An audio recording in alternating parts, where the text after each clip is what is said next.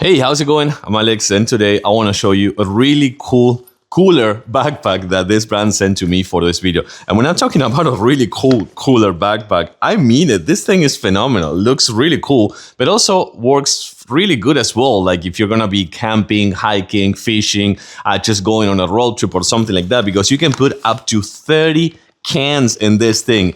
It is really well insulated, as you can see, double insulation. So if it is something, if you have ice or something like that, you can even put ice in here if you also want, because this thing holds up to 30 cans. You can see how much room this one still has. The thing that I really like about this one, besides that it looks really cool, by the way, is that it comes with pockets everywhere. So you have the main pocket right there. You have a secondary pocket right here, which is not insulated. So this one's gonna be more for like things that you want to keep for yourself. You also have a secondary third pocket right here that you can put things that are not for insulation as well. You have right here a bottle holder, another bottle holder, a bottle opener, which I think this is also really cool. It has a nice breathable fabric right here with a cushion. I don't know what you're doing here, lady, but it also has really nice straps as well. But the other cool thing that I really love is this one right here, which you can put some other stuff right here on top, something that you need like